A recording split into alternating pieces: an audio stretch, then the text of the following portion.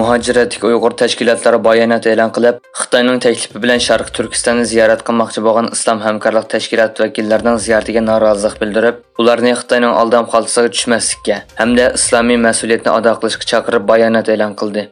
Xitoy axborot vositalarining 18-avgust xabar qilishicha, Islom hamkorlik tashkiloti ziyorat o'miga 17-avgust kuni Beyjingda Xitoy amaldorlari bilan ko'rishgan.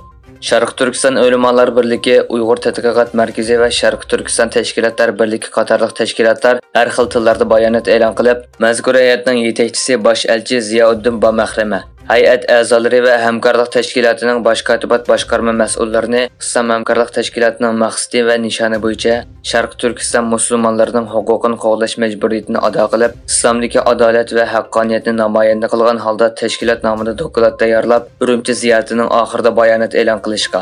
Islom hamkorlik tashkiloti ziyorat o'miga bayonoti orqali Xitoyga besim shiltib, Xitoyning navbatda ijro qilayotgan atalmish islom dinini xitoylashtirish nomida Sharq Turkiston xalqining islomiy kimligini yo'qotishga urinish siyosatidan voz kechishga undashga chaqirdi.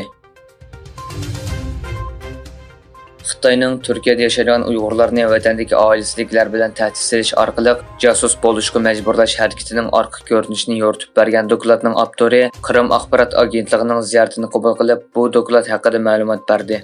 Oldingi hafta Ispaniyada turishliq bir kishilik huquq tashkiloti tomonidan e'lon qilingan nishonlangan Turkiya Xitoyning Uyg'urlarga qarshi davlat xalqigan besimi mavzuliq dokladda Xitoyning Turkiyada yashaydigan Uyg'urlarni jasuslikka majburlash qilmishi fosh qilingan. Dokladning avtori, tadqiqotchi Koç universitetining doktoranti Yalqin Uluyulqirim xabar agentligiga mazkur doklad haqida to'xtaldi. Tayvanning muavin prezidenti Lei Ching-tening Janubiy Amerika davlati Paragvayga qilgan ziyaratining oldi keyinida Amerikaning Nyu-York va San-Fransisko qilgan o'tkinchi ziyaratidan keyin Xitoy armiyasi Tayvan atrofida havo va dengiz armiyasi birlashma harbiy manevri o'tkazdi. Manevr Tayvanning mustaqilligini qo'g'daydigan kuchlarga qarshi ogohlantirish deb qaraldi.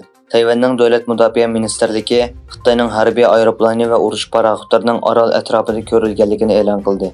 Egilinishcha, manevrda aeroplan va paraxotlarning moslashishi, shundaqla havo va dengiz rayonlaridan kontrol qilish asos qilingan.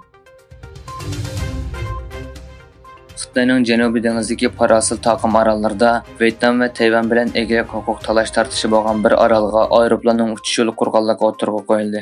Amerika Birlashma Agentligining xabariga qaraganda, Planeti tajribaxonasi PBC ta'minlagan sun'iy hamroh suratiga asosan 8-oyning 5-dan boshlab Parasilning g'arbiy janub uchog'i joylashgan Xitoy kontrolligidagi Teratun orolida qurilish izlari bayqagan.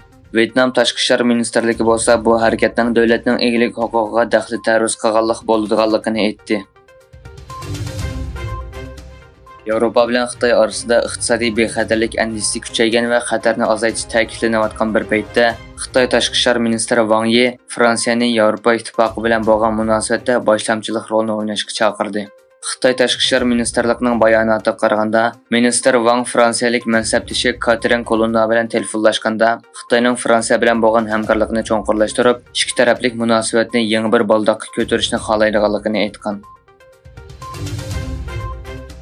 Pokistonda turmaga tashlangan sobiq bosh ministr Imron Xonning kabinetida ikki qatim tashqi ishlar ministri bo'lgan Shoh Mahmud Quraysh davlat maxfiyatligini oshkorlash jinoyati bilan qo'lga olingan.